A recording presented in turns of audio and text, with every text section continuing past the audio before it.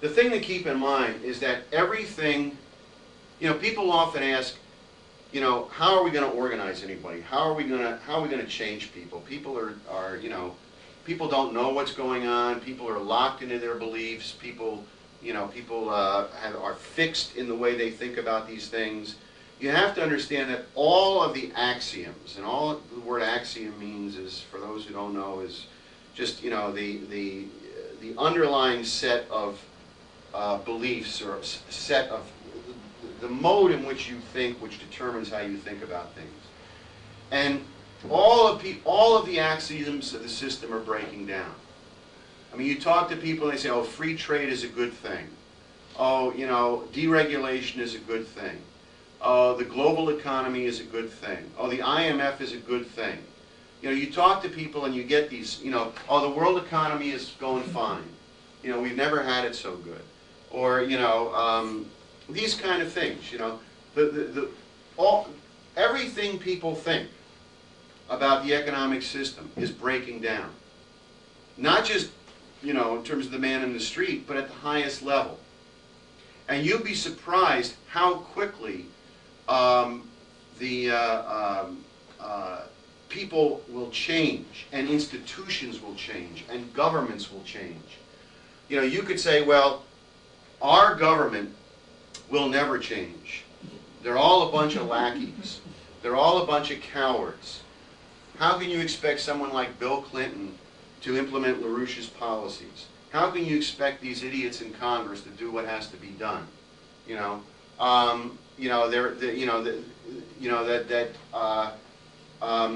talk to these people, you talk to even all kinds of organizations, and they seem to have fixed beliefs or a fixed approach to how to deal with these kind of problems, these kind of economic and financial and monetary problems. You're going to be amazed how quickly people are going to abandon what they believe in. When you reach a situation where the whole system is going, where everything is going, right, and it is clear that the policies that you have been locked into, the type of thinking that you have been locked into, no longer works, that it's not going to get you through this crisis, you're going to be amazed how fast people abandon those beliefs.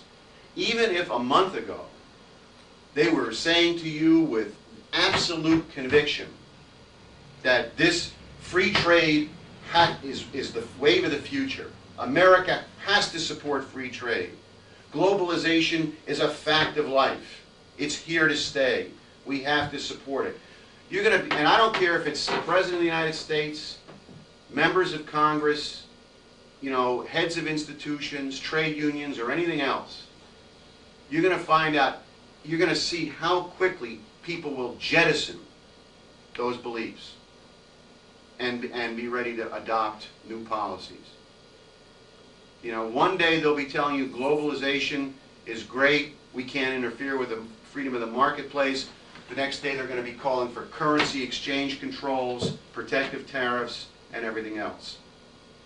Because under these kind of conditions, at a point where it's clear that the policies you have followed aren't functioning and won't get you through this crisis, at that point you have to throw those policies overboard and find new policies. And that's going to happen very quickly. And you can see this, as I said, this statement by Rubin, I'm not telling you that Bill Clinton is going to come out tomorrow morning and say, we have to abolish the IMF and we have to adopt Lyndon LaRouche's new Bretton Woods, right? We're not there yet. We are not at that point yet. But, this is, in effect, a declaration of war on the IMF by the Clinton administration. It's unprecedented. And it says that the Clinton administration will not do what they did in the Mexican crisis today. They will not follow that path. They will not go with a global bailout to bail out the creditors, to bail out the George Soroses and these types. This means that that's not going to function. So something else has got to happen. So they're all meeting, trying to scramble, trying to figure out what to do. We would roll the debt over, refinance the loans, come up with some new schemes. There's all kinds of schemes they're coming up with. New funds that we're going to create. Like in Japan, they want to create this 78 or $82 billion fund to bail out some of the bad Japanese bank debt. I mean, $78 billion when the Japanese banks are holding over $1 trillion of bad loans. It's a drop in the bucket. It's idiotic. But they're going to come up with all kinds of schemes. But none of it's going to work. None of it's going to work. And the extent to which they even try it is just going to make the situation worse. But the fact that the Clinton administration has now, at least at this point, and we can't sit back and say, well, it's a fait accompli, because we have our job to do, our work to do.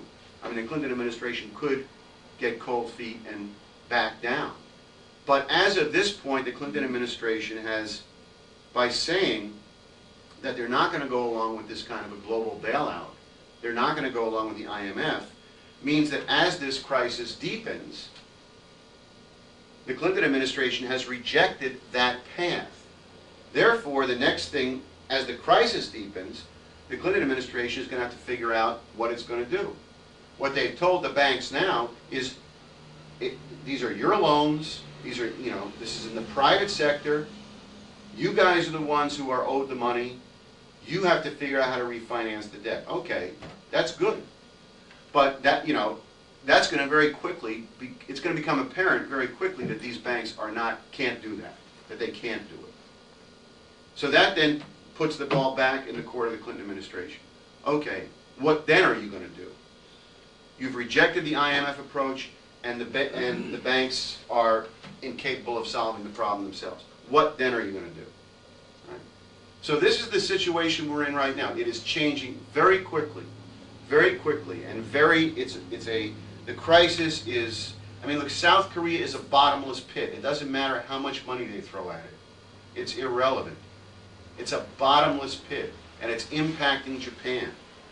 So what is going to happen between now and our national conference in 2 weeks, starts 2 weeks from today, or it starts 2 weeks from tomorrow, is a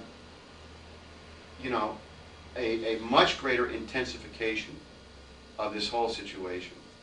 Now this brings me to the main topic of the presentation, which is on LaRouche's paper on H.G. Wells, or the Wells of Doom. It's not on H.G. Wells itself, I mean, per se. But if you've been reading Lynn's material, you might remember that one of the things that he has said, that he has maintained, is that this is a crisis where, we can't go back to the 1950s or 60s. We can't go back to those days. In other words, sometimes people will say, okay, you were saying that the Bretton Woods system more or less functioned after 1946. That we more or less had a stable world monetary system. And obviously in this country we did have economic growth. In the middle of the 1960s there were problems in the country, but we had a growing, productive economy in 61, 62, 63, 64. We had clearly some good things going on, and then the policies changed. And, things broke down, particularly after 71, 72, 73, 74. So why can't we go back to doing what we were doing in the 1950s and 60s? Why can't we just return to that, right? And that is one of the things that is at the core of this paper by Lynn. Because what he makes clear in this paper is that there is no basis to go back to that. That we are in a much different kind of crisis today. Now, what I want to do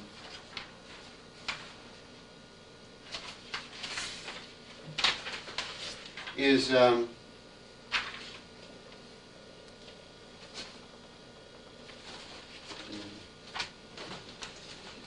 is just kind of go through a little bit of what's in this article. The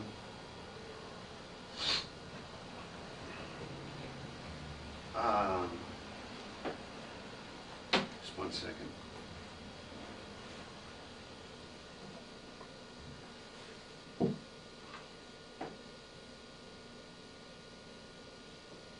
Well, let me start this way. I mean, everyone here has heard of H.G. Wells. You know, he's generally known as a science fiction writer. You know, he wrote The War of the Worlds, The Time Machine, and all of these type of things. He was not a science fiction writer. He was a lackey for the British oligarchy. He was not born to the aristocracy, but he was picked up. At a certain point, some people, much more powerful people, recognized in him certain qualities which could be used by the oligarchy, right? Kind of like Henry Kissinger, right? You know, Kissinger is not an oligarch. Kissinger is not the head of anything. Kissinger is, in and of himself, not a particularly powerful or important person. Kissinger is someone who went through a track. In his case, through Harvard, under William Randall, or whatever the guy's name is. Yandell Elliott. Yandell Elliott, or whatever the guy's name was. And he was on a track, and it's, you know, at a certain point, there were certain qualities in Kissinger that were recognized by much more powerful people as qualities that could be used. That this is a guy who could be trained, developed, could be kind of brought along to become a, you know, relatively important operative, political operative in the interests of the, you know, the Anglo-American oligarchy. And that's basically what H.G. Wells is. You know, he's a flunky who performed a certain kind of role. Now, he began publishing books in the 1890s, which put forward a certain kind of scenario, a certain view of humanity. And then in 1901, he published a book called Anticipations. It actually has a much longer name, which I don't know, it's not really important what the name of it is. I forget the name of it. It's here somewhere, but it's generally known by the name Anticipations. This was published in 1901. And in this book, Wells lays out a scenario. But before I get into that, it's worth, you know, first, it's important to situate what the world looked like in 1901. And, you know, I would ask people, the extent to which you're familiar with the history of that period is, you know, to try to put yourself in that period. Think of yourself as, you know, existing in that era and what was going on in the world. And particularly to try to view the world in that period from the standpoint of the British oligarchy. You know, how they viewed what was going on in the world. I mean, what's the period? Well, you have the British Empire, right? In the 1890s, Victoria was still the Queen of England. She had been the Queen for about 50 years. I mean, this is the height of the British Empire. You know, colonial India, Gunga Din, all that nonsense, you know. I mean, you know, this is the peak of the British Empire. Cecil Rhodes, everything like that, right? The sun never sets. The British Empire is ruling the world. But there's a danger, not a little danger, a mortal danger to the British Empire. And the danger is right here. It's the United States. Because what had happened is that the British had been unsuccessful in destroying the United States in the Civil War. The Confederacy was nothing but a creation of the British Empire, and we actually published a book on this called Treason in America by Anton Chaikin on the creation of the Confederacy. The British created the Confederacy, and they used the Confederacy to try to destroy the United States. they failed. They did succeed in assassinating Lincoln, but despite the assassination of Lincoln, Lincoln's policies continued. Maybe not as in, you know, as well as they would have under Lincoln, but his policies continued. Why don't you just get a chair? Alfred, why don't you just sit on a chair? Instead of blocking the... Yeah, there's plenty of chairs.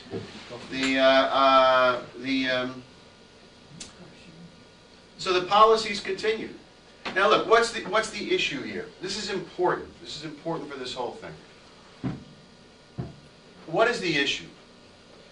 The issue is that from the very beginning of this country, the oligarchy has recognized in the United States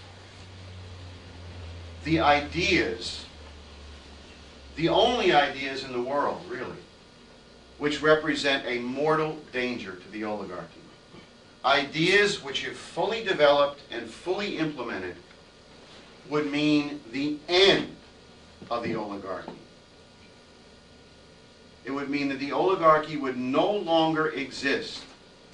Now, what are the ideas of the American Revolution? You have the ideas in the Declaration of Independence. All men created equal. Now, today, you know, we take that for granted. Put yourself in 1776. All men created equal. This is not an idea which was generally accepted in the world in 1776. Look at all the countries of the world. Kings, queens, you know, big landowners, you know, with serfs, with slaves, you know. The world was run by a handful, less than a handful, a tiny number of people, of oligarchs. And the vast majority of people were just simply cattle. That's all. All men created equal, endowed by their Creator with certain inalienable rights. This is an unprecedented idea, that every single person in the world has inalienable rights, that is, rights which are God-given, which no oligarch, no king, no power can take away, among which are life, liberty, and the pursuit of happiness. And you look at the Constitution, you know, and the ideas, particularly in the preamble. See, people have this weird idea about the Constitution, that the Constitution is some kind of Bible, like a fundamentalist tract, you know, it's in the Constitution. Look, the important part of the Constitution is the preamble. That's the important part of the Constitution, because the preamble gives you the intent of the Constitution. In other words, the preamble is not just some kind of little thing stuck on, you know, which kind of is, you know, like a little, you know, introduction. The preamble tells you what the Constitution is all about. We, the people of the United States, in order to form a more perfect union, right? And I don't know the preamble by heart, but the common defense, the general welfare of the population, right? It's not worth going through it right now. This tells you what the Constitution is, and all the rest of it, Article 1, Article 2, that's just the implementation. That's all it is. It's just the implementation of the ideas that are in the preamble. The preamble tells you what the Constitution is all about, right? You know, and then the rest of it just sets up structures, you know, which are not that important, except that the structures are set up in such a way as to try to be coherent with the ideas that are in the preamble. But again, a government which provides for the common welfare. The idea that a government, or as Lincoln put it later in the Gettysburg Address, of the people, by the people, and for the people, right? The common welfare. These are ideas which are alien to any society that had ever existed in history, period, in the United States. Now, it didn't just spring out of nowhere in 1776. There's a history to it going back, you know, a long time, you know, into the Renaissance and prior to that. But the point is, the United States was the first nation state established on these principles, consciously on these principles, constitutionally on these principles. And the British recognized right away that this wasn't simply, it wasn't as if they were losing a colony in 1776, and they were going to, try to, keep their colony like they wanted to keep India after World War II. That's just nonsense. They recognized in the United States a new type of society, a new type of government, which was anathema to everything the oligarchy stood for. And they tried to destroy it. And then they invaded again in 1812 and burned our capital and tried to reconquer us then. And then they launched the Confederacy and tried to reconquer us and destroy us in the Civil War. Because they knew that this nation and the ideas inherent in this nation represented a mortal threat to the British Empire itself. So what happened? The victory of the Union in the Civil War and the economic policies of the Lincoln administration, the American system policies of the Lincoln administration, brought about the greatest industrial and scientific revolution in human history. In the United States, in the 1860s, 1870s, 1880s, you had the emergence of a scientific and industrial superpower, the likes of which the world had never seen before. Now, not only was this going on in the United States, but we began to export this. Not export, goods. We were doing that, but this method, the American system of economics, we began to export that to other countries. And they began to imitate what was going on here. In Russia, in Japan, in China, in Germany, in South America. They began putting up protective tariffs, setting up national banks, building infrastructure, investing in science and technology. They began, Republican economic policies. They began to replicate what the United States had been doing. Russia, they built the Transcontinental Railroad. Germany was building the Berlin to Baghdad Railroad. Japan went from feudalism to a modern industrial economy in one generation. Literally. I mean, in 1850, Japan had a society which was no different than the 12th century in Europe. Feudalist. Literally. You might as well have been in France in 1150 to be in Japan in 1850. 50 years later, they were a major industrial power in the world, and they defeated Russia in the Russo-Japanese War. All right? This is what was going on. And what the British recognized is that if this continued, that the days of the British Empire were numbered. The days of the British oligarchical system were numbered. That the American system was spreading all over the world. And by the 1880s to 90s, this had become a pressing issue for the British oligarchy. Very pressing. So they decided they had to stop it. Now, one of the things they did, which is not the subject of the discussion tonight, is they organized, excuse me, they organized World War I. And I'm not going to go into that. But they organized World War I particularly for the purpose of destroying Germany and Russia and preventing the construction of the Eurasian land bridge. But at the same time that they organized World War I, what they were thinking about is getting rid of the root of the problem. How to get rid of this American virus of republicanism, of economic nationalism. How to rid the world of it forever, once and for all. And that's what H.G. Wells' writings are all about. This is what they were thinking about at the turn of the century. And in fact, the same year that Wells published Anticipation, 1901, was the year that the last American president who was consciously a Lincoln Republican was assassinated. McKinley was assassinated in 1901.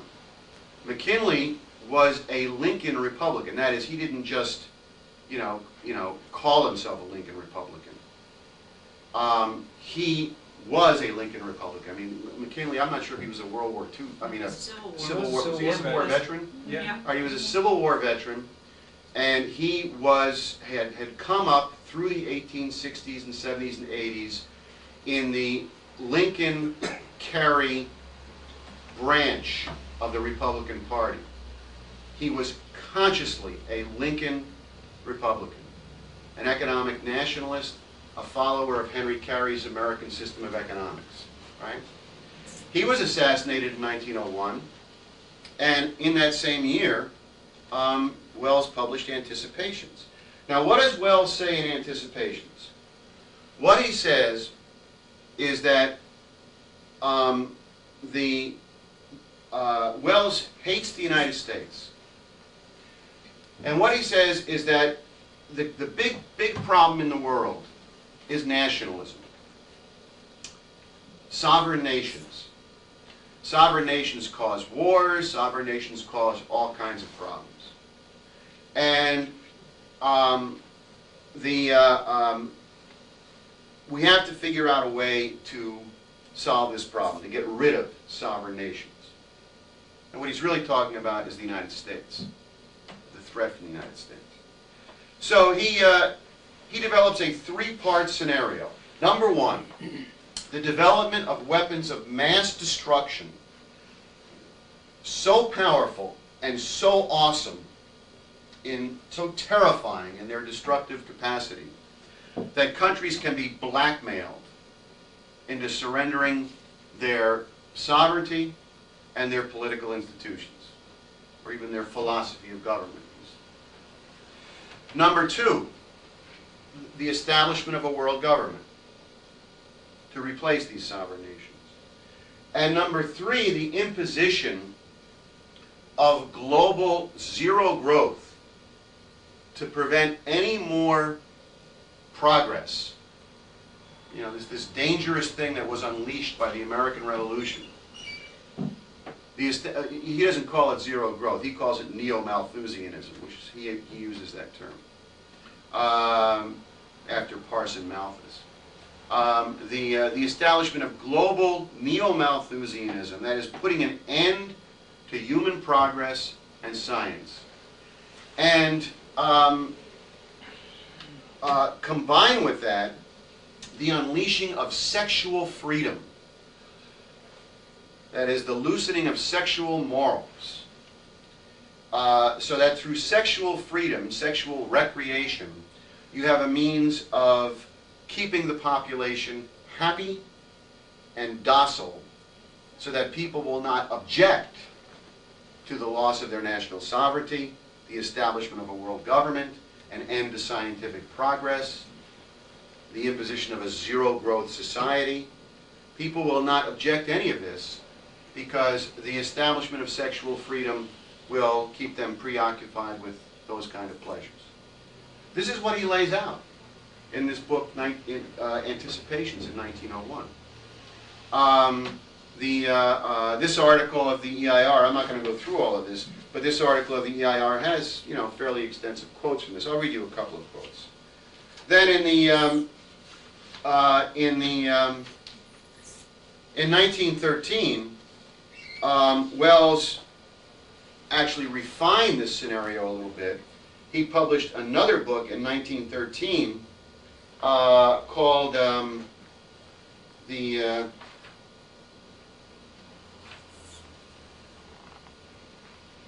was it called? I'll get it here somewhere.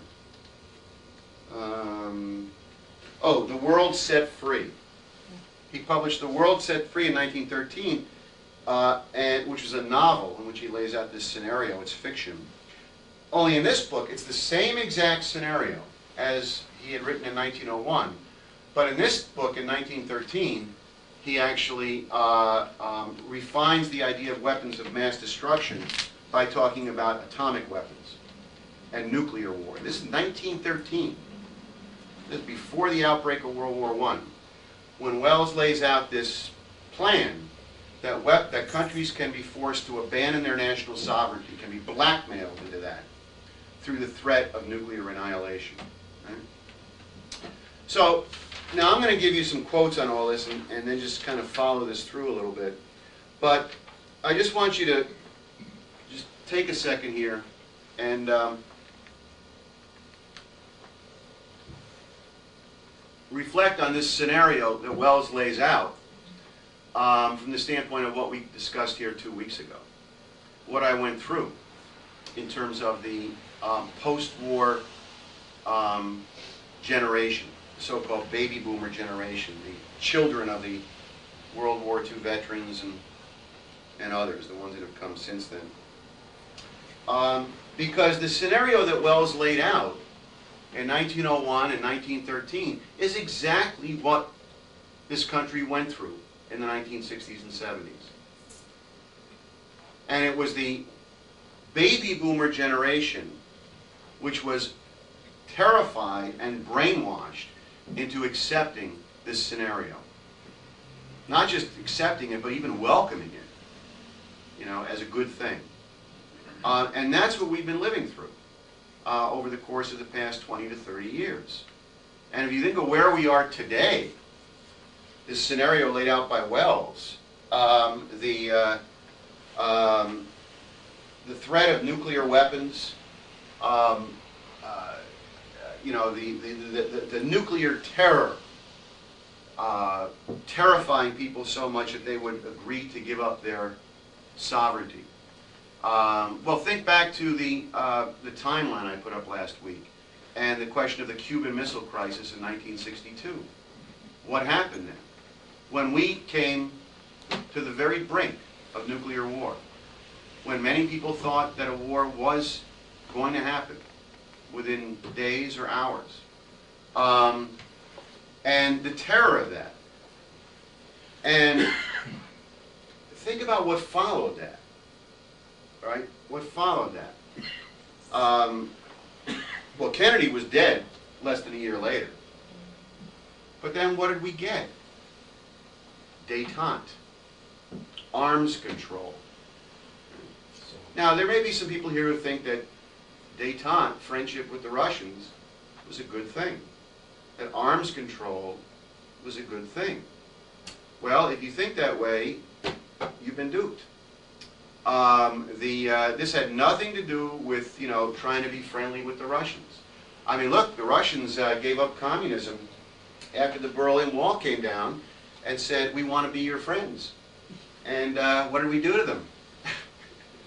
We sent in the IMF and Jeffrey Sachs, and basically, you know, have driven them to the brink of total disaster, over the brink, into disaster, to the point of disintegration of their society.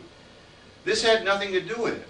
What it had to do with was setting up a whole arms control scenario, which increasingly would be coordinated and run by globalist supranational institutions. And I'll get into that a little bit more. But that's what happened, you know, in terms of the arms control thing. You know, you had the peace movement and all of this stuff, you know. The end of science, you know, putting an end to scientific and technological progress. We went through this in the timeline last week. The launching of the environmentalist movement, the China syndrome, you know, the 3 Mile Island, you know, the founding of the World Wildlife Fund, and groups like Greenpeace and all of this, you know, love the whales, love the seals, you know, love the trees, love the spotted owls, all this stuff. Aimed at putting an end to science, putting an end to technological progress, a zero-growth society, depopulation. Paul Ehrlich's book, The Population Bomb, a book widely read on college campuses during the last 20 to 30 years. Right? This is what people have been brainwashed to, a zero-growth, neo-Malthusian society. People starving in Africa, well, Africa's overpopulated. They really, you know, should have birth control. AIDS, well, it's a natural form of birth control for Africa. You get this for people today. You know, not everyone, but it's not uncommon to get that kind of thinking. Sexual freedom, well, I don't think anybody's going to argue with the fact that there's been a loosening of sexual morals in this country in the last 30 years. A loosening is perhaps, how about an abolition of sexual morals in this country in the last 30 years. People really are, you know, have very little, mostly what holds people back from being more degenerate sexually than they actually are is the afraid that they'll get caught. It's not even disease, you know, but that, you know, they'll get caught, and this could cause their wife to be mad at them, or their husband, or, you know, or their children, or something bad can happen to them. But baby boomers, really, from a moral standpoint, don't have much in the way of sexual morals left. It's mostly a practical standpoint that restrains them a little bit.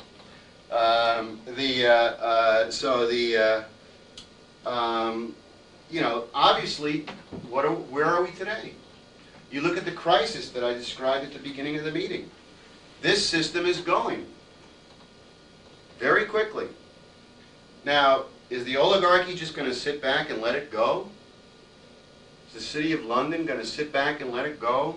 Rio Tinto Zinc and, you know, and the Bank of London and Morgan Grenfell and J.P. Morgan and Citibank and all of these people, are they just going to sit back and let it go? No, they have a plan. They have their own plan. Their plan is what H.G. Wells wrote in 1901. Right?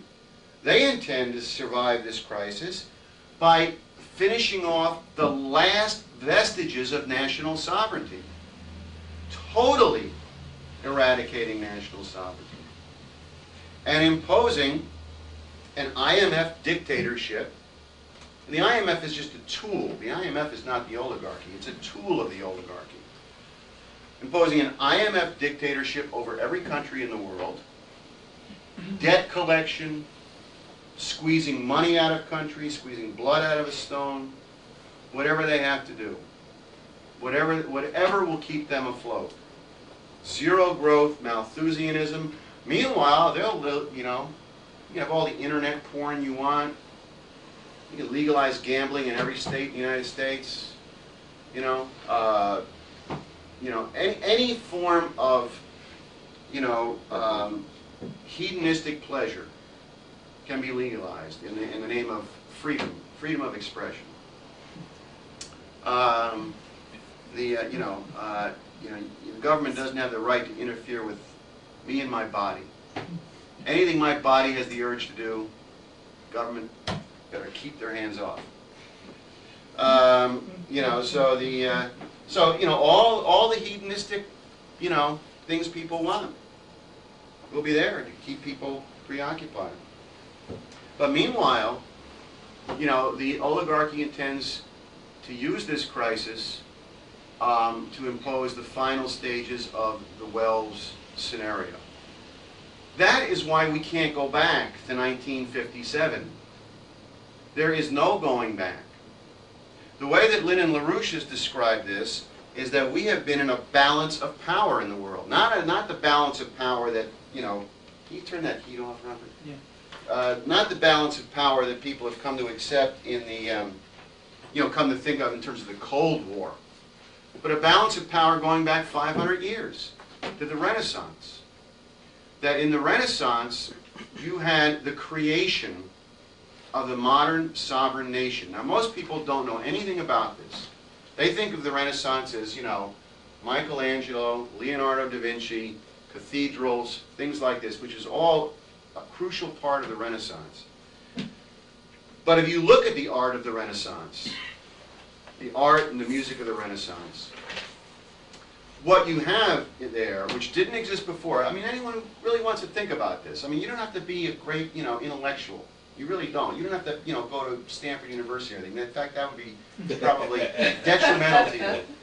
But go find a book in a library on the history of art. They've been burnt. And not yet. The history of art. And look at the paintings, because they did paint, you know. Look at the paintings from 1100, 1200, 1300, and then look at the paintings in the Renaissance. It is startling. Startling. And it's not just because they had better paint, you know, new qualities of paint. There's a different conception of what it means to be a human being. An entirely different conception.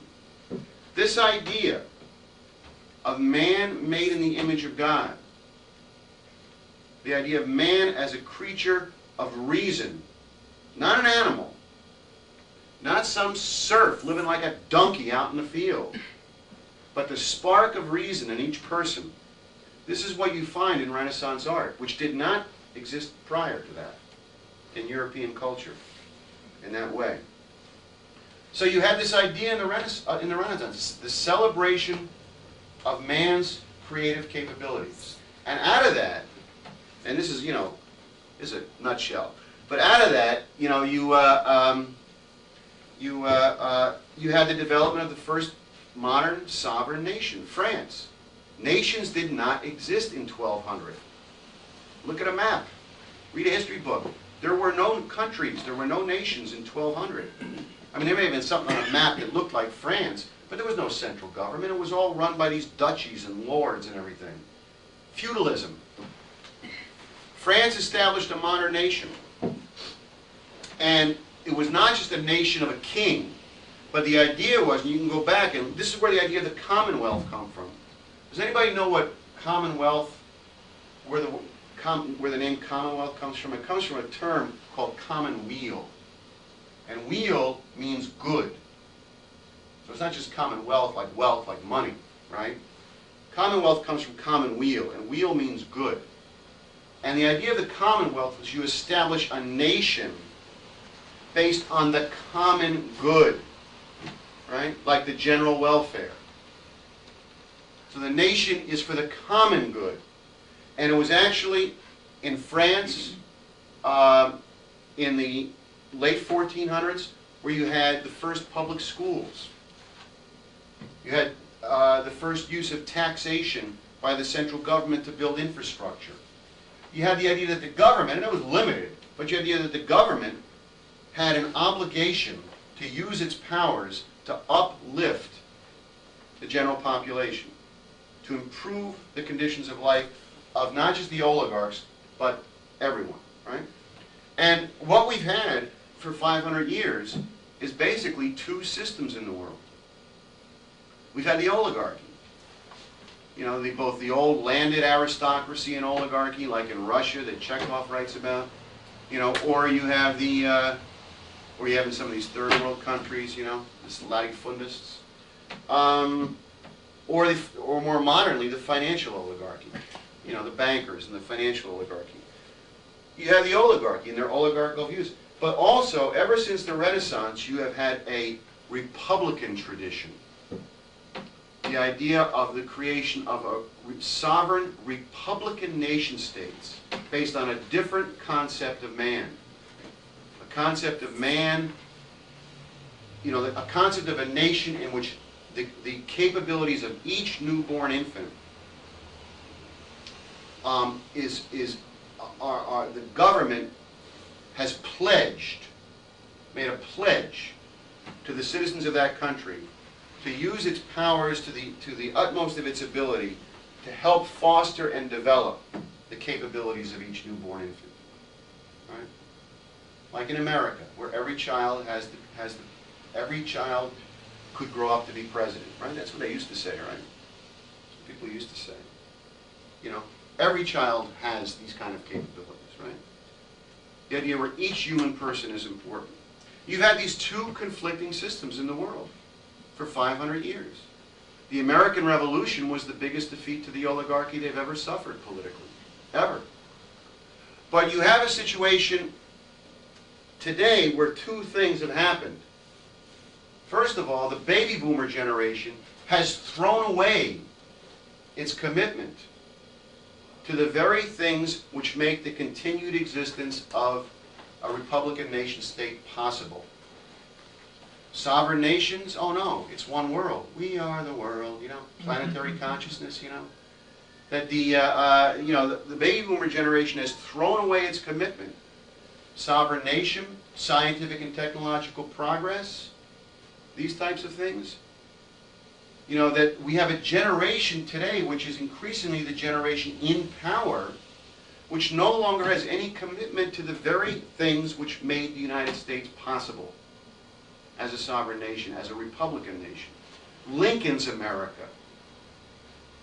If you really understand what Lincoln's America is all about, our greatest president, and look at the baby boomer generation, they have essentially abandoned the principles that Lincoln America stood on. But secondly, as I was saying, you have a situation today where the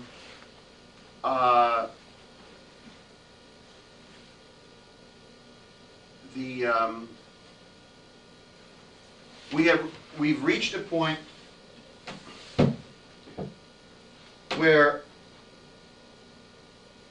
the oligarchy is very close to the establishment of the scenario that Wells laid out in 1901.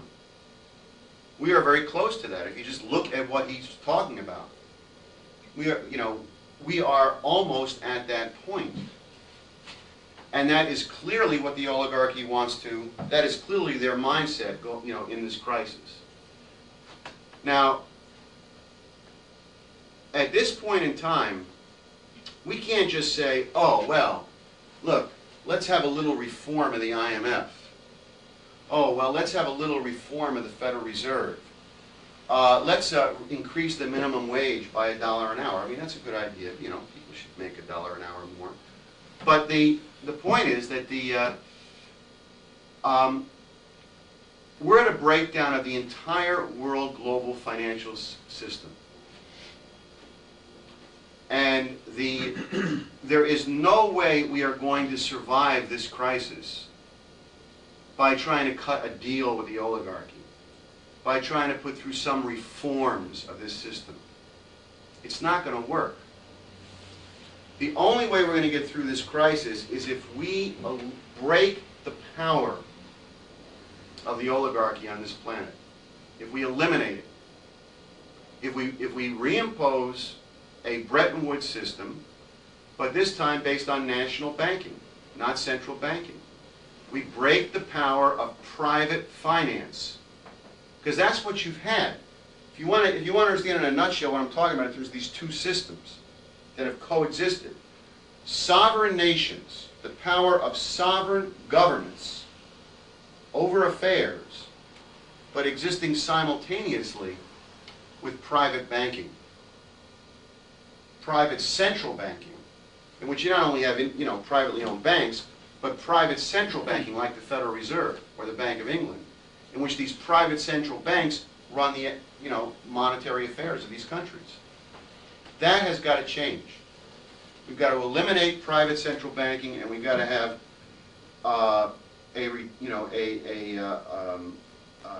we've got to break the financial power of the oligarchy. The financial aristocracy, the financial oligarchy has to be broken permanently, forever. If we don't do that, we're not going to get through this crisis. There's no halfway measures. There's no, reforms. So, let me just run through a little bit of this very quickly in terms of the Wells scenario, just to give you a sense of it, because people may think I'm exaggerating or something. So Wells wrote this book in 1913. Called the What? The World Set Free, right. I keep forgetting the name of it. In which he talks about atomic bombs. Now, how did Wells know about atomic bombs in 1913? Well, he had been in touch with a guy named Frederick Soddy, S-O-D-D-Y. Soddy was a scientist, a physicist, and Soddy had been working with a guy named Ernest Rutherford. Some people may have heard of Soddy or Rutherford. They're fairly well known, particularly Rutherford. Rutherford actually published the first paper ever published on nuclear research. This is before the Curies, Madame Curie and all this stuff. This is before them. He published the first work ever published. He published it in 1909. And it was called, actually Soddy published this. Soddy published this paper based on lectures given by Rutherford. Soddy had attended a whole series of lectures that Rutherford had given And based on those lectures, in 1909 he published something called The Interpretation of Radium and the Structure of the Atom. And what he talked about in that paper, and what Rutherford had talked about in his lectures in 1908, was that based on his study of the atom, it was clear to him that the atom had certain properties which could make it a source of energy. And because of the way that worked, that the atom might, number one, be a source of a type of energy much different and much greater than anybody had ever seen before. But secondly, that the possibility also exists that this energy of the atom could be unleashed in the form of an explosive device, that is a bomb, right? And this is what Rutherford lays out in 1908 and 1909, and Soddy publishes. And Soddy was writing letters and was in communication with Wells, and basically Wells got a hold of all of this stuff, and based on that he reworked his scenario from 1901 from Anticipations, and based this on nuclear weapons, The World Set Free in 1913. And just to give you a sense of it, this is a novel, The World Set Free, as are a lot of Wells's books. And if you look at all of Wells's books down through the 1920s and 30s, it's all the same theme, just reworked in a different way. But basically it's all the same theme. He set out the theme in 1901 in Anticipations. And all his subsequent books just reworked this. He died in 1946, Wells did.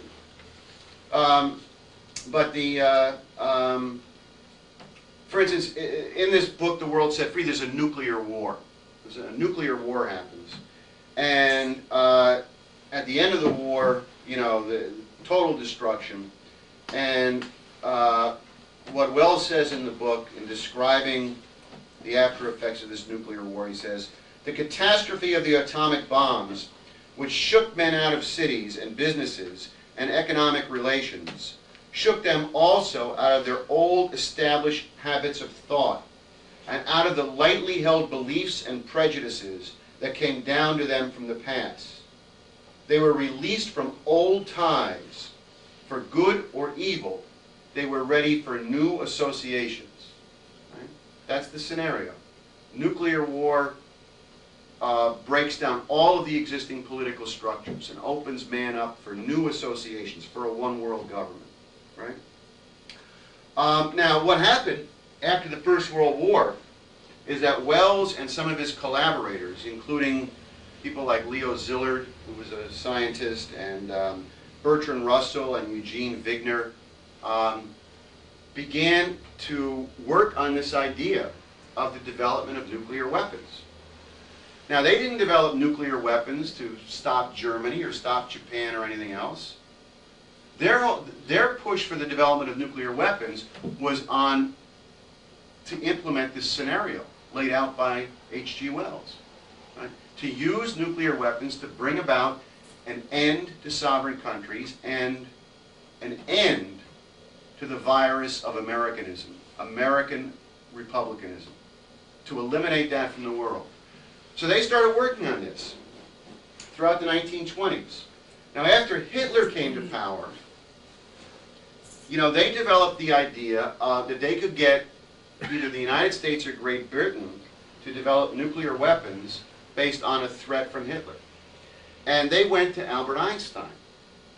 And they got Einstein to write a letter to Franklin Roosevelt, basically saying that the Germans are working on nuclear weapons, and we think, you know, I'm proposing to you that we start a project to build, you know, such weapons for the United States in order to meet the threat from Nazi Germany.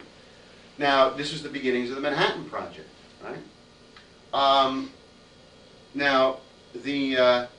And in fact, the letter, I'm not going to read it to you, but the letter that Einstein wrote to Franklin Roosevelt, it was written August 2nd, 1939. The entire letter is printed verbatim in this article. And this is the letter that Einstein sent to FDR, which resulted in FDR setting up the Manhattan Project. Now, most people think that the Manhattan Project was set up because of the threat that Germany was going to build nuclear weapons. That's not true. That is simply not true. Einstein was, what happened is that Bertrand Russell and Leo Szilard and Eugene Wigner and Wells went to Einstein, and they told Einstein that they had evidence that the Nazis were working on nuclear weapons. They had no such evidence. None. Right? But they knew that Einstein, who was the most prestigious scientist in the world, that Einstein would carry weight with the White House. That if he said that this was what was going on, the White House would listen. They also knew that Einstein, who was Jewish, was extremely concerned about what the Nazis were doing in Germany. So they basically manipulated Einstein to write this letter to Roosevelt. They had no evidence that the Germans were working on nuclear weapons. Regardless of that, they were not trying to get Roosevelt to develop nuclear weapons in order to stop Germany. They couldn't care less about Germany. They saw this as the culmination, the accomplishment of Wells's of the development of nuclear weapons as a key part of Wells's scenario laid out in 1901. So they pushed for this, and they got it. And as people know, we got nuclear weapons. And then when the nuclear bomb was finally developed, it was the Wells crowd and the Bertrand Russell crowd who pushed to use it, right? In 1945 against Japan. I mean, we had developed the weapon supposedly, this was the public relations, to stop Germany. Because Germany was building nuclear weapons and we had to beat them to this, or Germany would have would have nuclear weapons and they'd conquer the world. Nazism. Well, Japan didn't have nuclear weapons. They weren't even working on it. Everybody knew it. Germany was defeated. So why use the nuclear weapons against Japan? There was no threat of them developing nuclear weapons. Well, there's two arguments you hear for why we use the nuclear weapons against Japan.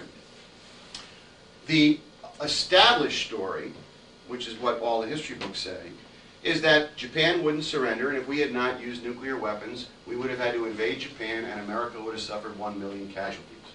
That's what all the history books say. Of course, that's not true, because we have printed in the EIR extensive research on this, including documents proving that the Japanese emperor, in the weeks before the bombing of Hiroshima, was in negotiations with the United States in Rome for unconditional surrender.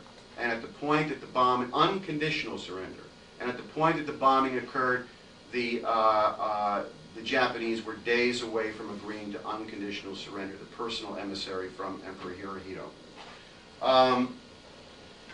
And this has been well documented.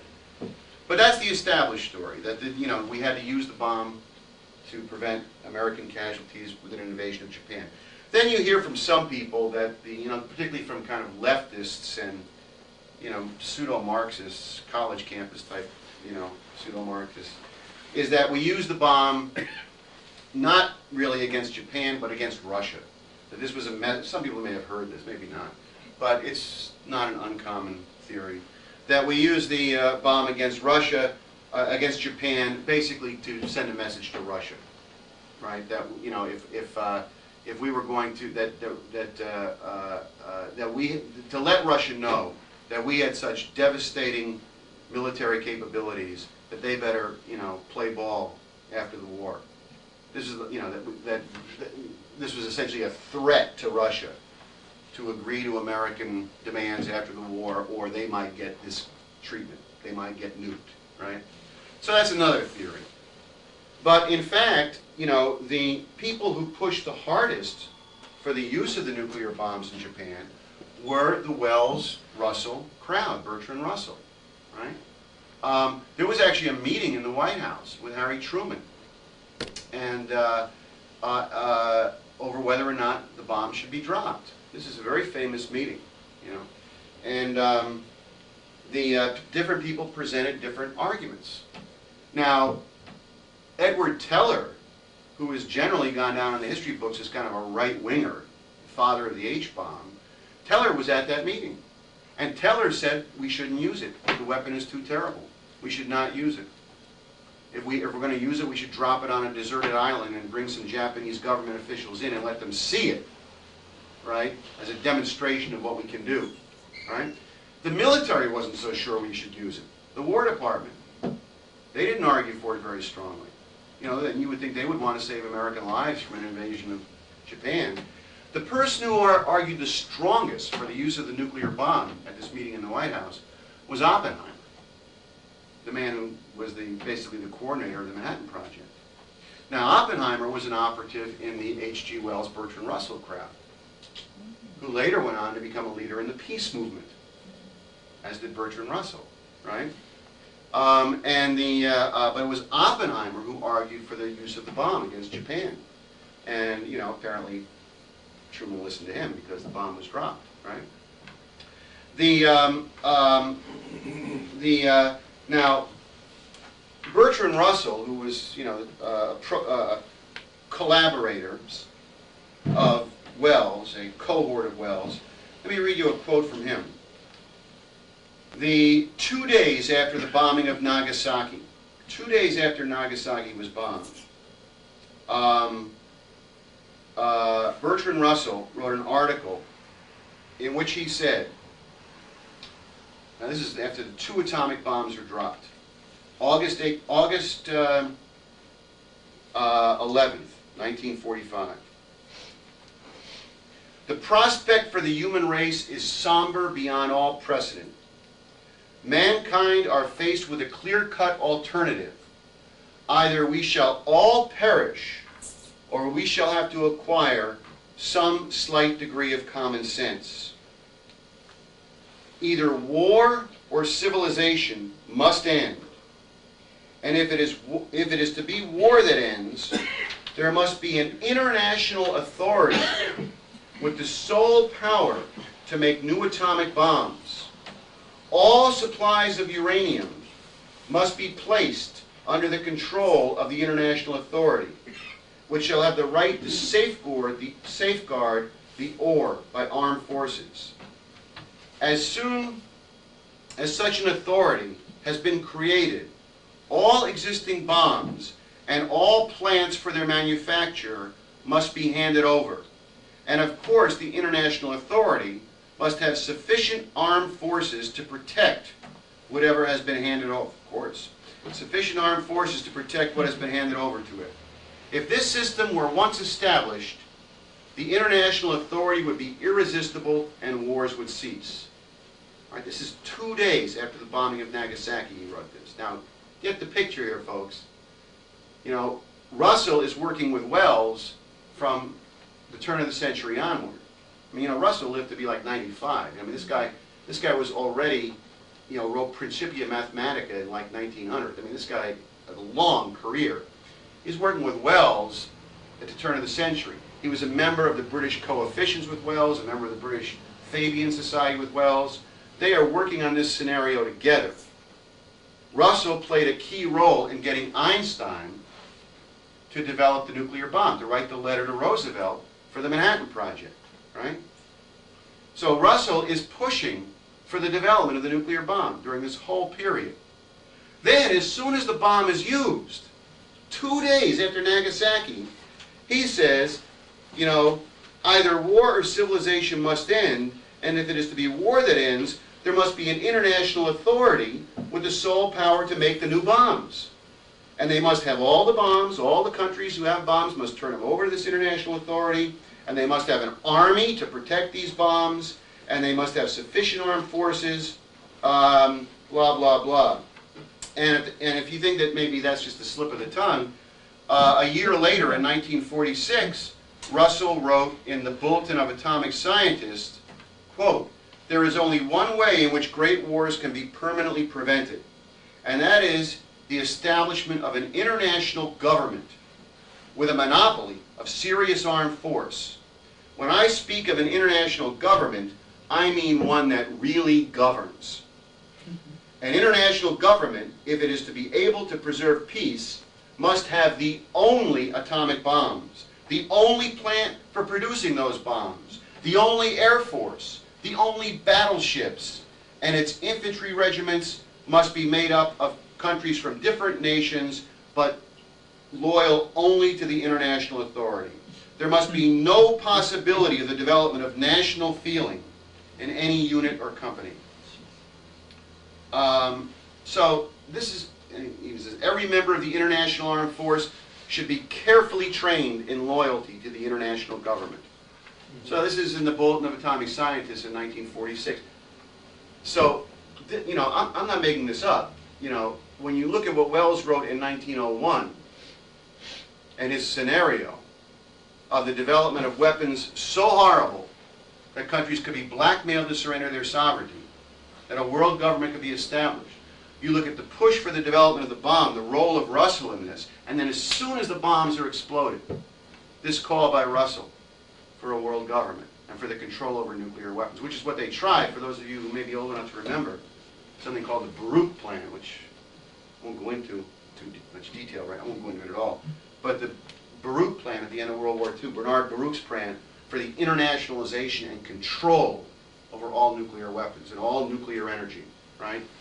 Which was part of the Wells scenario, part of the Wells-Russell thing. It was a very evil idea that Baruch put forward at that time. But so this is the scenario, and then if you follow it out through the 1950s and 60s, this is what they worked on. In the beginning of the 1950s, or in the middle of the 1950s, they set up something called Pugwash, the Pugwash Conference, which was set up by Bertrand Russell and a guy named Leo Szilard. Szilard had also played a key role in getting Einstein, maybe probably it was probably Szilard who played the most important role in getting Einstein to write the letter to FDR. Now, Leo Szilard is not a household name, but he was a very important guy. If anyone here has ever seen the movie Dr. Strangelove, the figure Dr. Strangelove in the movie, the guy played by Peter Sellers, was actually modeled on Leo Szilard. And the director, Stanley Kramer, said that in an interview, a magazine interview. Szilard was a real nutcase, and Szilard, he actually wrote a book. What was the theme of the movie Dr. Strangelove? How I Learned to Love the Bomb or something? Yeah. Well, Szilard wrote a book in 1960 called How to Live with the Bomb and Survive, you know. But anyway, Szilard in the mid-50s created something called, with Bertrand Russell, called the Pugwash Conference. And these guys began the process of pushing for arms control. Russell founded the Ban the Bomb movement, right?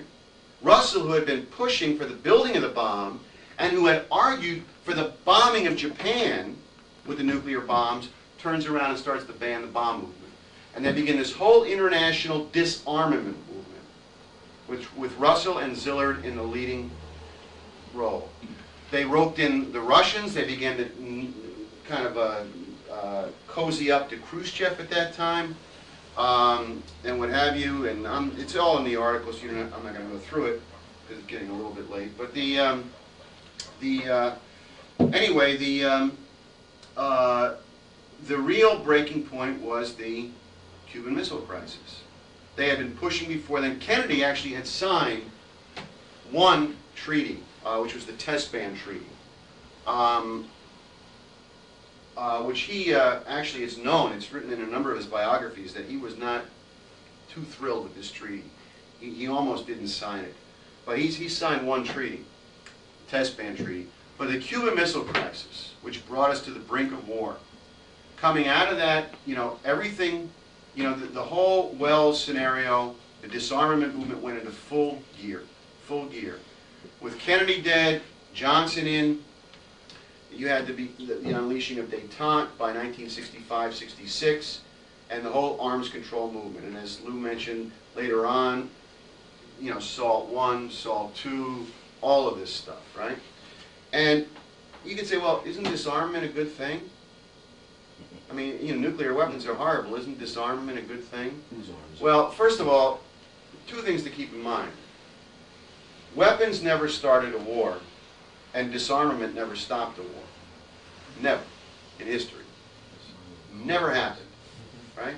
If you disagree with that statement, speak up and give me an example. It's never happened, right? in history. The World War I did not start because of an arms race. World War I started because of the British efforts to destroy Germany and Russia and save its empire. And you know, you could go back into all of these things. Disarmament never stopped a war, and weapons never started a war. But secondly,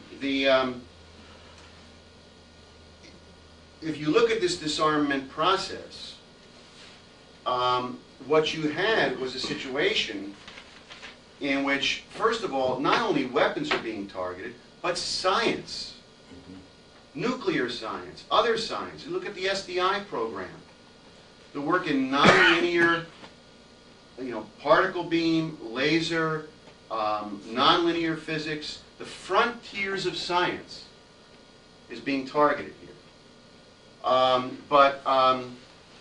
At the same time, what you had developing, beginning with Pugwash, and then this kind of just snowballed down through the 60s and 70s, was kind of the creation and development of an arms control mafia, right? Paul Nietzsche and Kissinger and all these people. And, you know, which increasingly began to work through internationalist institutions, like the United Nations and other institutions, in which basically the question over what kinds of arms, what kind of weapons, what kind of agreements that could be made, is sort of taken out of the hands of governments. And you have the signing of treaties in which international agencies will have the power to enforce on governments what kind of weapons you can have or not have, right? And then with the reorganization of the United Nations under George Bush and John Major, when Boutros Ghali was brought in under the reorganized United Nations, you had the development of, you know, the UN Army, which they had big plans for. You know, if you think about what Russell's talking about in 1946, the development of the UN Army, which had not existed prior to that. Look, in the Korean War, yes, it was a UN effort, but every part of that army in the Korean War was under the command. I mean, you had nominally a commander-in-chief, but nobody swore allegiance to the United Nations, you know? And that's the way the UN functioned, in which countries contributed armed forces. But with the reorganization of the UN under Boutros Ghali, you had the establishment of a UN Army. And they had big plans for that, and it would probably be a lot more advanced than it is right now, except that Clinton pulled the plug on it in Bosnia. If you recall, when he when he sent the U.S. jets in to bomb the Serbs during the Croatian offensive, he basically just totally stepped, you know, he overrode. Unilateral. He took unilateral action. I mean, the rules in Bosnia were that the United States, that all military action had to be approved through the United Nations. And at a certain point, the United States played along and played along and played along. And at a certain point, when the Croatians started their offensive, the United States sent in, if you remember, those air raids, knocking out all these Croatian positions, or all these Serb positions. And that was done unilaterally by Clinton. And the efforts to subject the United States military to the United Nations has suffered a big blow then, from which I don't think it's recovered. But this has been the scenario. This has been the scenario all along. You know, the imposition of, you know, of this kind of scenario. And the Cuban Missile Crisis was not only used to launch this arms control movement, but as I went through in some detail last week, you know, when I went through the whole timeline and the air raid shelters and all of this other stuff that was going on, the Berlin Wall, the Cuban Missile Crisis, the Kennedy assassination, the war in Vietnam, basically to terrorize a adolescent population with the idea that the world, that they may, you know, that they may not live to see their adulthood, that the world was a horrible, dangerous place, that they could be dead at any moment, and to terrorize them on the one hand into accepting these kind of changes, this Wells scenario, for an end to progress, an end to science, an end to national sovereignty.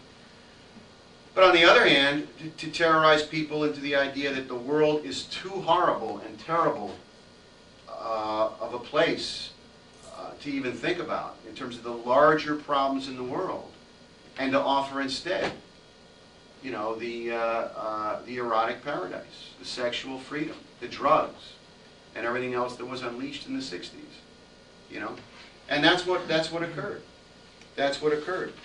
And we are at the point right now where it's really an end game kind of scenario, because either we have to, in this crisis, if you really look at it, think it through, think through where we are.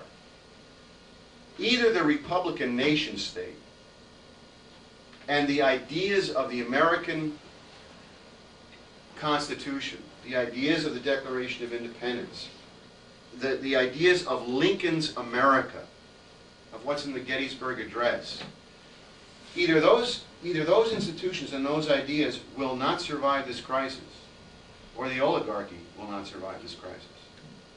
One or the other is going to go. And that's where we're at right now. That is where we are at in history. You know? And that's the challenge.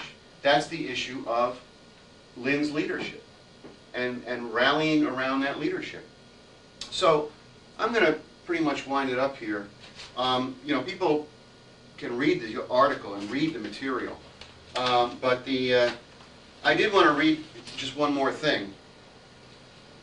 Last week, I believe I read it, or 2 weeks ago, I read the quote from Kennedy's speech in Rice University on the space program. Well, I have another quote from Kennedy. So we'll conclude both of these presentations with a quote from John F. Kennedy. Now, this is from his inaugural address, and this is better known than the speech at Rice University. But, you know, this is, you know, it's nevertheless, it's appropriate. And I'm just going to read a short excerpt from his inaugural address. In your hands, my fellow citizens, more than mine, will rest the final success or failure of our course. Since this country was founded, each generation of Americans has been summoned to give testimony to its national loyalty. The graves of young Americans who answered the call to service surround the globe. Now the trumpet summons us again, not as a call to bear arms, though arms we need, not as a call to battle, though embattled we are, but a call to bear the burden of a long twilight struggle, year in and year out, rejoicing in hope, patient in tribulation, a struggle against the common enemies of man, tyranny, poverty, disease.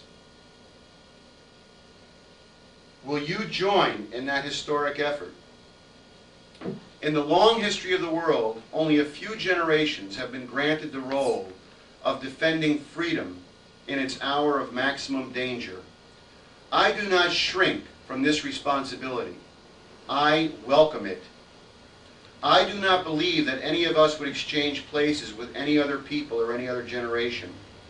The energy, the faith, the devotion which we bring to this endeavor will light our country and all who serve it.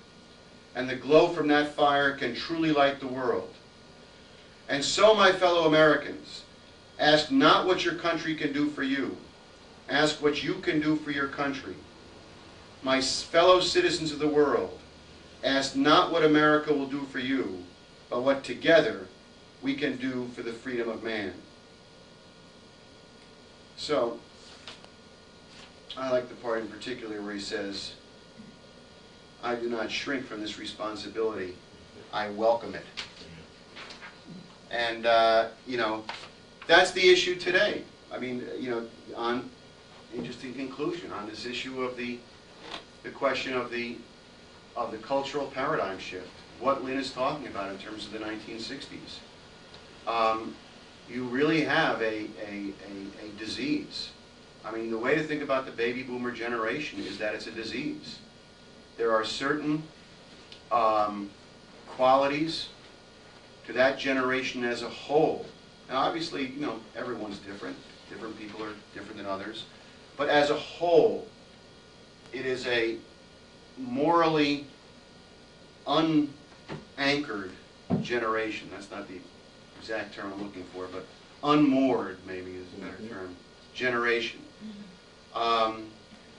Which has been terrified, which has been scared, which has been threatened with nuclear annihilation, which grew up in an America that was drifting under Eisenhower, threatened with war, and in the 1960s with the unleashing of the rock, drug, sex counterculture, you had the entire generation abandon truth, abandon the fight for truth in favor of day-to-day, you know, self-centered hedonism, self-centered me generation pleasure. And this is a generation which we have to take on, because this is a generation which has abandoned that which created this country, the ideas which are created this country. You think about this, you know, this thing that Kennedy said, or what I read last week from the space program. Each generation, or what even Franklin Roosevelt made, not Franklin Roosevelt, Benjamin Franklin made this point at the time of the Constitutional Convention. Each generation is called upon. And this generation says, well, forget, not, I'll pass. I'll pass, you know. Let me see what's on cable TV tonight. I wonder if Seinfeld's doing anything interesting, you know. I mean, it's a joke. And, you know, we've got to, we have a situation right now where the Secretary Treasury of the United States just told the IMF, pardon my French, to go to hell. And to, that the United States is not going to bail out George Soros and his friends over South Korea. In a certain sense, they've crossed the Rubicon. Now, if things get kind of hot, you never know. Clinton might jump in the water and try to swim back, you know, and say, we didn't really mean it. But at least for the time being, you know, the United States has refused to play ball. And the situation is only going to heat up. So we've got to, you know, when people say to us, you know, I'm not interested in politics, you know, we have to realize, you know, you know, why they're not interested in politics. I'd like to find out why they're not interested in politics. Why they're not interested in politics. You know, what was done to them, and the way in which they were, you know, what did the Giants do last year? Destroyed. So, you know, we live, as the Chinese say, we live in interesting times. And, you know, the Chinese curse is, what is the Chinese curse? May your descendants live in interesting times or something. But Lin says that LaRouche says he likes living in interesting times. You know, in Chinese, interesting times mean times of great turmoil and turbulence, you know. And that's where we're in. And making the world, you know, singing, you know, make the world go away. And it ain't going to go away, folks. It ain't going to go away. You know, you can go listen to your Loretta Lynn records and whatever, but it's not going anywhere, you know. So we got a big job on our hands, and it's pretty exciting. And, you know, a lot of people are listening to Lynn. A lot of people are listening to Lynn. One more thing. I'll just conclude with this. To give you a sense of how freaked out people are about Lynn, people, has everyone here ever, has people here ever seen the New York Post? Yeah. New York Post, I know you've seen the name.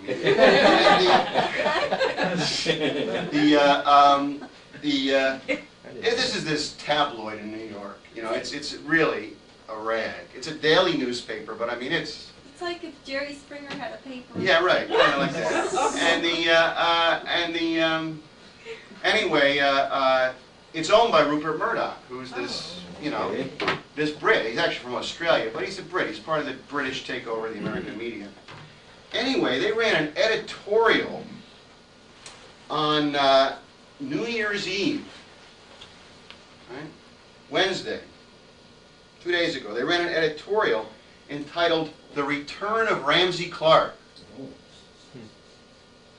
in which they describe Ramsey Clark as, quote, a legal 911 for a tawdry collection of accused terrorists and neo-Nazis.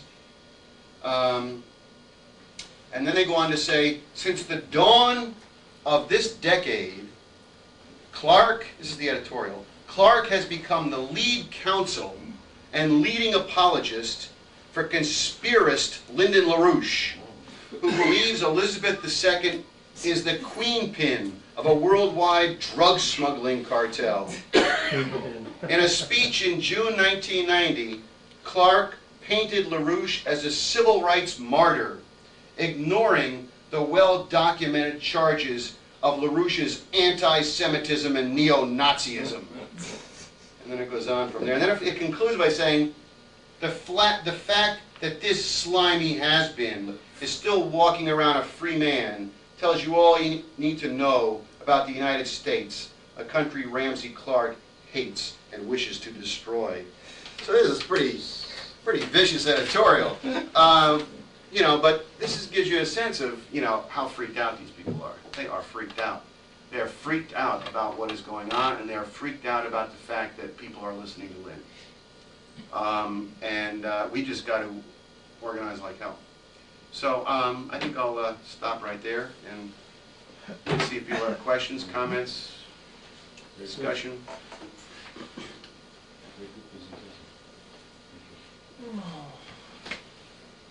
Oh, come on, folks.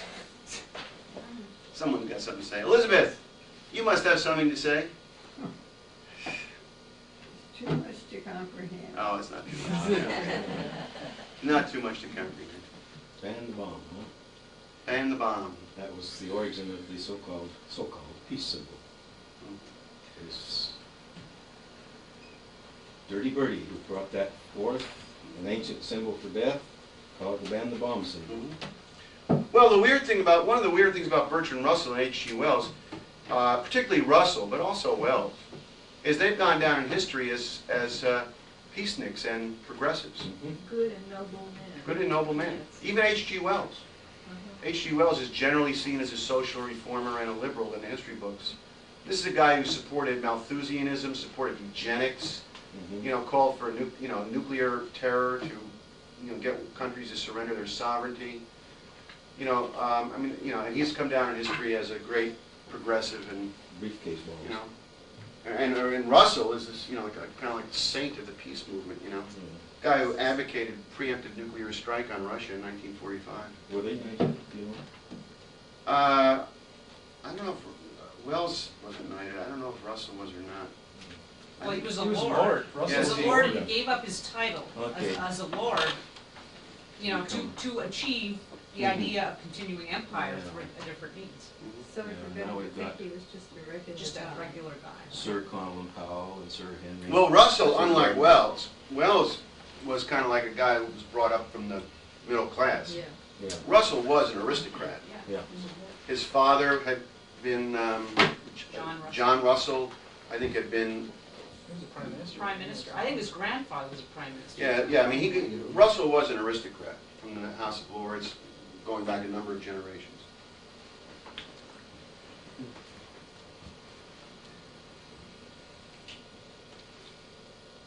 Got it all, Mike? Got anything? So what's going to pop next? What's going to pop next? Well, look, the bird at the the tree. rallying crowd, the rallying cry is, I don't know if everyone recalls it or not, but we had a conference in February of last year, 11 months ago, at which LaRouche issued the rallying cry of annihilate the IMF. Right? That was in February of last year, in case you've forgotten. And now, 11 months, when he said that, there were some people, I'm sure, who agreed, but it was certainly not something which was on the mind. It was something which was not at center stage politically. Well, now it's at center stage politically. the issue of the IMF and the very continued existence of the International Monetary Fund is very much at center stage. So we are there. We are at that point. So we have a lot of things on tap. Look, one thing people should do is, I would recommend, and we can give the number out because after Sheila called me, I got it and put it on my Rolodex. We can give out the number to the White House comment line. People should call it. And, see that we have this, sometimes we ask people to write letters to Clinton or to call the White House. This is not a once-in-a-lifetime thing, folks. You can call the White House every week, or write them a letter every week. And there's no reason not to do that. Now, maybe once a week is a little, well, phone call. Well, these aren't toll-free numbers, so, maybe you can call from work or something. It's not something to just do once and say, well, in 1983 I called. So I called the SDI. people can call the White House and call them up congratulating Robert Rubin for refusing to go along with the government bailout of the private creditors, the private investors in South Korea. And then you can add something like, now's the time. Now the next step is to bring Lyndon LaRouche in so we could put together a new monetary system to replace the IMF. But, I would recommend people do that. Can you get my Rolodex? It's on my desk. By the way, the operator doesn't argue with you at all. No. No, They just take messages. Yeah, You right. call up and say, Bill Clinton, had sex with a goat, and I'm outraged by it. And they'll just say, oh, thank you very much. I'm not kidding. They don't care what you say. They do take note. The White House comment line is, I don't know if people have a pen or pencil, but I'll give it to you. And then if anyone wants to get it after the meeting, but if you've got a pen or pencil right now, it's 202.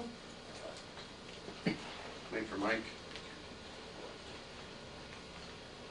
456 1414. Oh, it's also 1111. Is it? Yeah. Is it 456?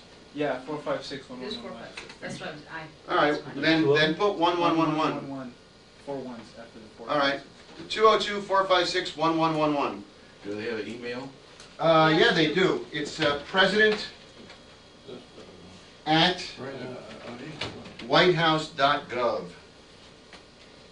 All small letters. That's president, President, at, with that little sign, White House, one word, WHITEHOUSE .gov. That's the email of the White House. Saturate the email. Email, faxes, phone calls. Call them up, say, I'm contacting you because I want to congratulate you. I want to congratulate the administration for the remarks by Treasury Secretary Rubin refusing to bail out the private investors in South Korea. Right? And the next step, bring in Lyndon LaRouche. His name is Robert Rubin? Robert Rubin. Robert Rubin. I don't latest call it has. He's got his George picture Rubin. too, we could, pin up the picture when you call him. Right. This is the lead story, by the way, I think, of the New Federalist. Yeah, it is. It's the lead story. We just got a New Federalist in 2 days. It's brand new. So, I don't know. May I ask a question? I was walking by somebody's radio the other day at work, and I heard a little bit of news, something about there a proposal for an investigation into the death of Ron Brown. Have you heard of? That's been boiling a little bit. Yeah, I haven't seen anything about it really. Yeah, Latest EIR has a little thing that talks about, there's some rumor that one of the people who found Ron Brown's body, that there was a bullet hole in his head. And, well, and anyway, apparently this so-called military person was not anywhere near his body, and the other person, that was, said it's not the case. This is just a fabrication that's being used. You just had a brain hemorrhage like FDR did. Oh, yeah, I'll get one there. Thank you. That's 5 months, that's pretty good. 32 caliber brain hemorrhage. One thing I do know is that, you know, the take I've got on that, and I'm trying to remember the details, and I just can't quite recall, but is that, if I'm not mistaken, is that this is basically being aimed at Clinton. In other words, this is not a defense Yeah. No. that Clinton's, because Ron Brown was very close to Clinton. They worked very closely together. This is not a defense of the Clinton administration from the standpoint of trying to find out what happened to Ron Brown, but more that this is another thing aimed at Clinton from the standpoint of, oh, something else they're covering up. And not something going along with the idea that Clinton was overriding UN policy in Bosnia. Right, and right. Trying to get. And I think some of these people, like Maxine Waters, have gotten sucked into this. Yeah, You know. probably. Some of these people. So it's not a, from what I could tell, it's not good. Not a positive. Not positive, thing. no. Okay. How would you get their air crew on the airplane to commit suicide? Yeah, First they shoot Ron Brown in the head, Yeah, and very then they sweet. crash their plane into the ground. You know, doesn't make a lot of Right sense. into the mountainside. Right. Mhm. I don't think there's any, Islamic Jihad pilots, in the U.S. Air Force who are ready to commit suicide in order to enter Maybe they were British. paradise. Maybe they were British Islamic Jihad. Thank Brother Sayers. Right. I think so. Big help sometimes. This is, one of the benefits of having, baby boomers and Generation Xers, when you're trying to get them to commit suicide in order to do something like that. The idea of dying for your country is not such a big idea these days. Think what you can do for your country. I mean, what I heard the general say one time, he said, just dying for your country was a damn waste. He said, just your job is to make the other guy die for his. That was Yeah, Patton. Yeah. That was Patton. That was in Patton's famous speech where Well, he he said, probably heard it himself right there, on Yeah. the spot. You ever seen the guy? Patton? Yeah. No, I wasn't. I was born in 1950. Oh, that's right. Not that old. But Patton has this famous speech that's been printed, which what's his name? George C. Scott gives in the movie, except they had to tone it down in the movie because they didn't want an X rating, But anyway, Patton gives this it's his famous speech that he gave, and it was in that speech he said, some people will tell you that, your job is to die for your country, and I want to tell you that that's bull crap, Your job is to make the other poor sucker die for his country. Say poor sucker. Right. He was in Patton's army then. Yeah. Oh, Yeah, yeah? he was. He was out Well, maybe you heard it, I don't know. Yeah, he knew how to. That other bastard died for his country. You were there, right, Bob? You're the water boy. Weren't you 20 years old that time? Yeah, right. Inga or whatever. So, If you ever get him on the phone. well, I don't know, is there any more? They're never gonna stop. He said they have to stop to organize. Yeah. If they can't organize, they can't fight. I have an ongoing argument with a man at work. Shh, shh, shh, shh. With a man at work. He's a big European traveler. He loves to go to Europe every summer, and he's always talking about how liberal the Dutch is and the Dutch are, and how wonderful their society is, Sure. and I keep telling him, this is an ongoing social experiment in genocide, this thing with the free drugs for the people who are addicted, and they have a special park to go to. I said, when one of them overdoses, they don't come right away with the ambulance and the emergency medical treatment. They let him stay there and seize or go into respiratory arrest. I said, it is not a wonderful society. It's an ongoing genocidal experiment, and I'm kind of getting him around to seeing that. Well, look, if H.G. Wells could have envisioned the model neo-Malthusian sexual paradise, erotic paradise, zero growth society with no idea of the value of a human being or Republican institutions, if he could have envisioned this in 1901 perfectly, it would be Amsterdam and Holland today. I mean, this is a disgusting society, Dutch society, disgusting. I agree. I mean, you know, you go there. I've been in Amsterdam. The people are nice. You know, it's you know, but there's something. You talk to people. There's no morality of any kind. Drugs, euthanasia, kill the old people.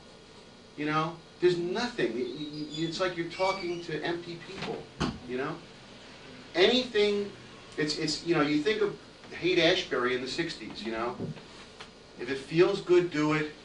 You know, different strokes for different folks.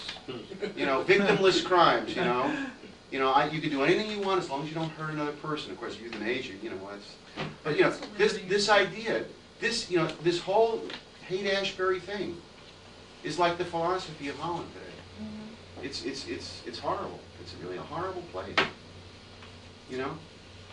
So I mean, I don't know what you know. I mean, what can you say to someone who defends Dutch society? That you know. Well, he only sees it from a tourist point of view. Well, they have beautiful canals and museums, and Got nice cheese. it looks beautiful. Like all these European cities look beautiful. I don't know what his Heineken beer. perspectives are, but I finally got him to admit that, well, yes, maybe this is not a good thing, you know, that they do this with this. Yeah, the euthanasia. I mean, you know, in Holland, you know, they're not just you know pulling the plug on people who have a month to live. They're injecting them with overdoses. They're injecting people and killing them. Like basically, Dr. Kevorkian has. They've gone beyond Kevorkian because in Kevorkian only kills people who ask him to kill them.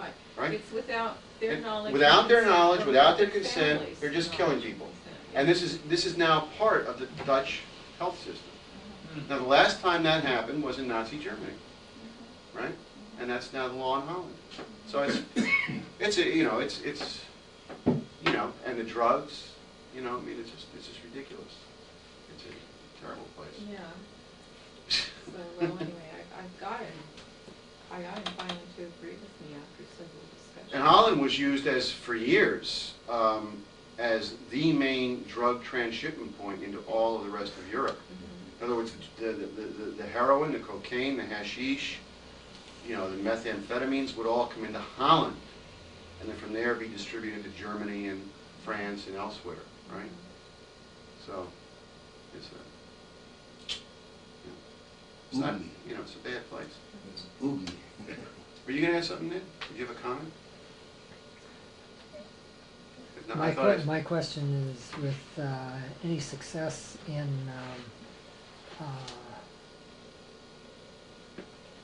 illustrating the bankruptcy of the international system against what the current population sees here, particularly in the Bay Area in California, and Oakland now claiming a big surprise in their tax revenue because their economy is doing so good, and that's what they all see or say. And tell it to the people at East Oakland. I understand that. Just if there's been any breakthrough or any way to communicate with these folks. Well, look, let's be very clear about this. The only thing that's going to wake up most people is a gigantic shock. You know, that's just a fact. You know, that is a fact. You know, well, there's two things to keep in mind. First of all, the only thing that's going to wake up most people is a shock. People are not going to act unless their axioms and illusions are either shattered or threatened in such a way that they're getting very nervous, right? And without that, the vast majority of people aren't going to do anything. That's just a fact of life, you know.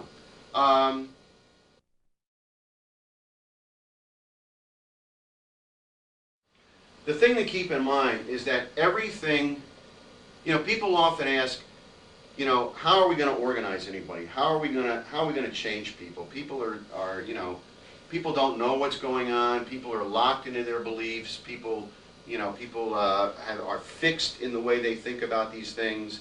You have to understand that all of the axioms, and all the word axiom means is, for those who don't know, is just, you know, the underlying set of beliefs, or set of the mode in which you think, which determines how you think about things. And all of the axioms of the system are breaking down. I mean, you talk to people and they say, oh, free trade is a good thing. Oh, you know, deregulation is a good thing. Oh, the global economy is a good thing. Oh, the IMF is a good thing. You know, you talk to people and you get these, you know, oh, the world economy is going fine. You know, we've never had it so good. Or, you know, these kind of things, you know. Everything people think about the economic system is breaking down. Not just, you know, in terms of the man in the street, but at the highest level. And you'd be surprised how quickly people will change, and institutions will change, and governments will change. You know, you could say, well, our government will never change. They're all a bunch of lackeys. They're all a bunch of cowards. How can you expect someone like Bill Clinton to implement LaRouche's policies? How can you expect these idiots in Congress to do what has to be done? You know,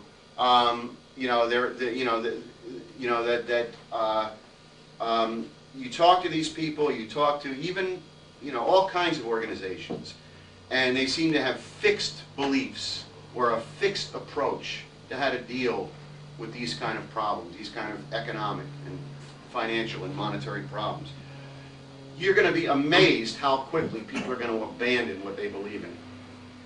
When you reach a situation where the whole system is going, where everything is going, right, and it is clear that the policies that you have been locked into, the type of thinking that you have been locked into, no longer works, that it's not going to get you through this crisis, you're going to be amazed how fast people abandon those beliefs.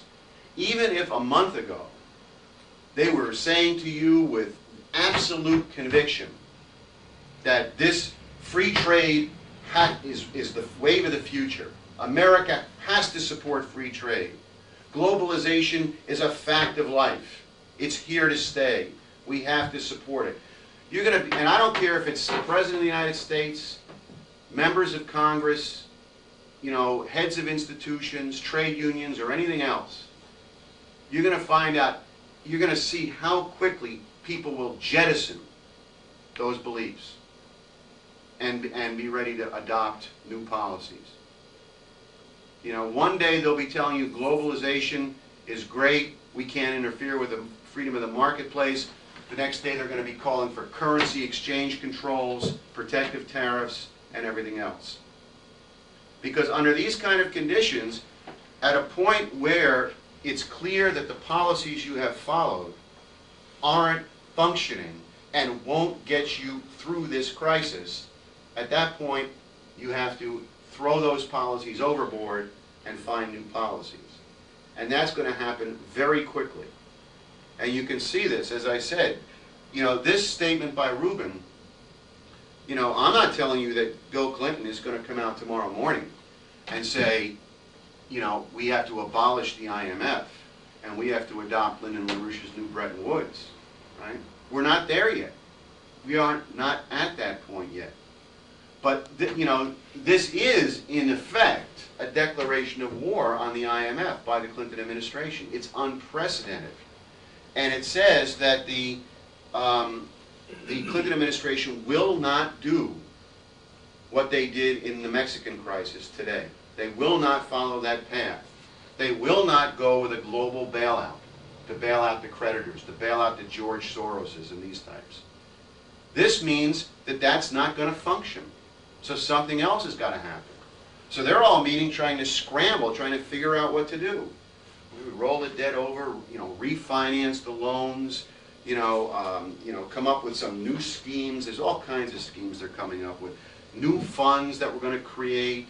You know, like in Japan, they want to create this I think it's 78 or 82 billion dollar fund to bail out some of the bad Japanese bank debt. I mean, you know, $78 billion when the Japanese banks are holding over $1 trillion of bad loans. It's a drop in the bucket. You know, it's idiotic. But they're going to come up with all kinds of schemes. But none of it's going to work. None of it's going to work. And the extent to which they even try it, it's just going to make the situation worse.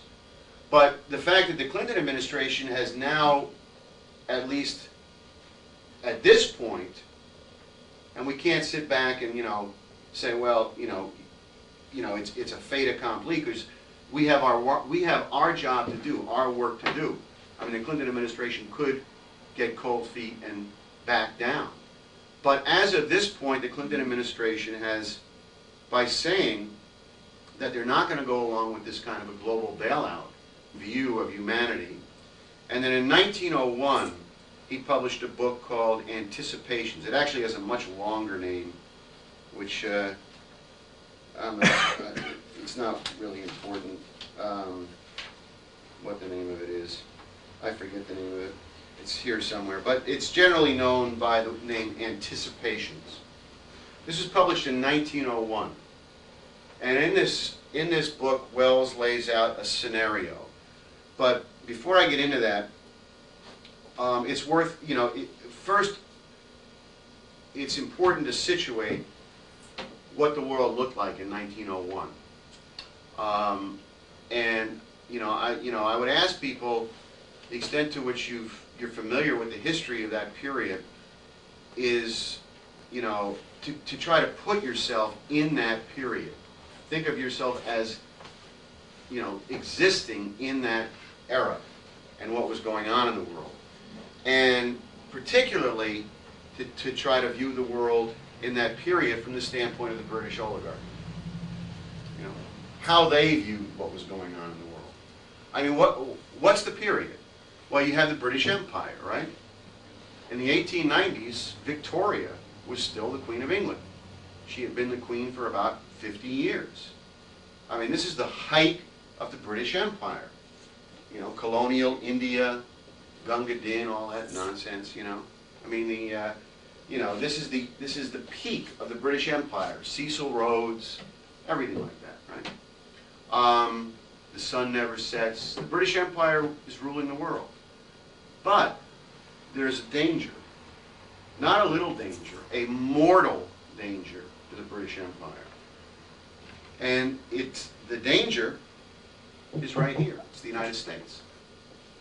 Because what had happened is that the British had been unsuccessful in destroying the United States in the Civil War.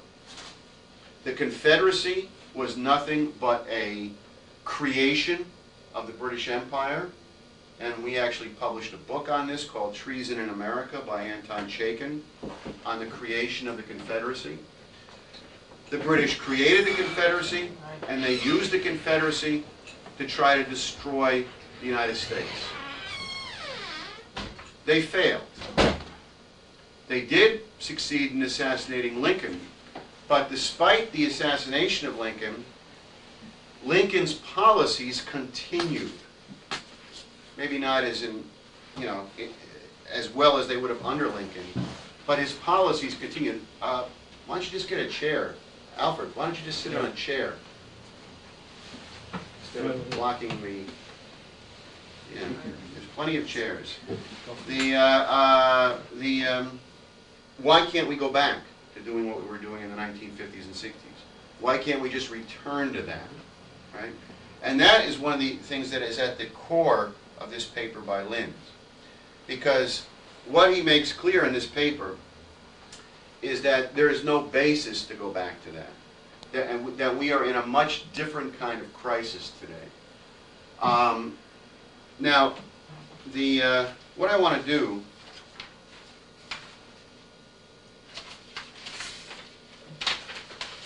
is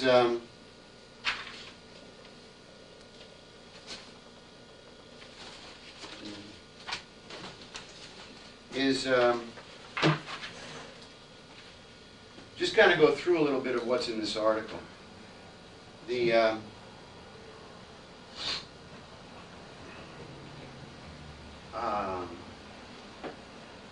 Just one second.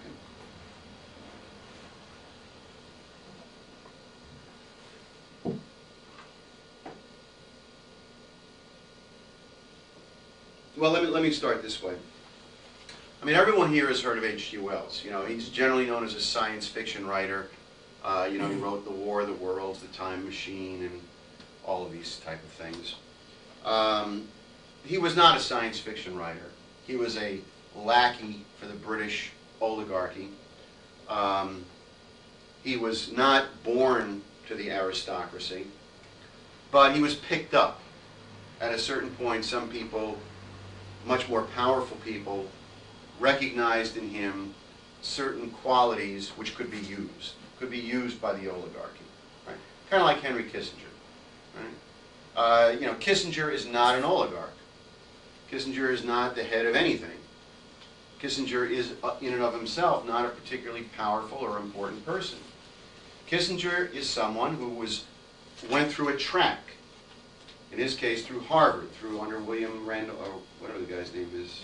Yandel Elliott. Yandel Elliott, or whatever the guy's name was. And he was on a track, and it's, you know, at a certain point, there were certain qualities in Kissinger that were recognized by much more powerful people as qualities that could be used.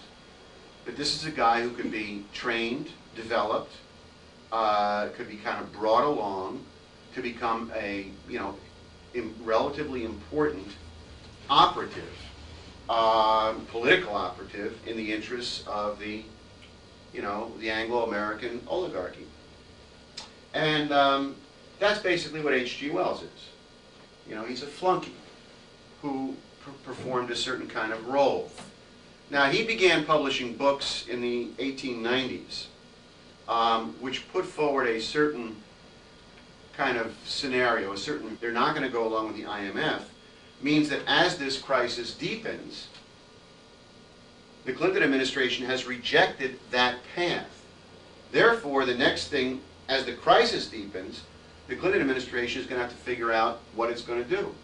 What they've told the banks now is, these are your loans, these are, you know, this is in the private sector, you guys are the ones who are owed the money, you have to figure out how to refinance the debt. Okay, that's good. But that, you know, that's going to very quickly, it's going to become apparent very quickly that these banks can't do that they can't do it. So that then puts the ball back in the court of the Clinton administration. Okay, what then are you going to do? You've rejected the IMF approach, and the banks are incapable of solving the problem themselves. What then are you going to do? Right? So this is the situation we're in right now. It is changing very quickly, and the crisis is, I mean, look, South Korea is a bottomless pit. It doesn't matter how much money they throw at it. It's irrelevant. It's a bottomless pit, and it's impacting Japan. So what is going to happen between now and our national conference in 2 weeks, starts 2 weeks from today, or it starts 2 weeks from tomorrow, is, you know, a much greater intensification of this whole situation. Now, this brings me to the, you know, to the main topic of the presentation, which is on LaRouche's paper on H.G. Wells, or the Wells of Doom. It's not on H.G. Wells itself, I mean, per se. But if you've been reading Lynn's material, you might remember that one of the things that he has said, that he has maintained, is that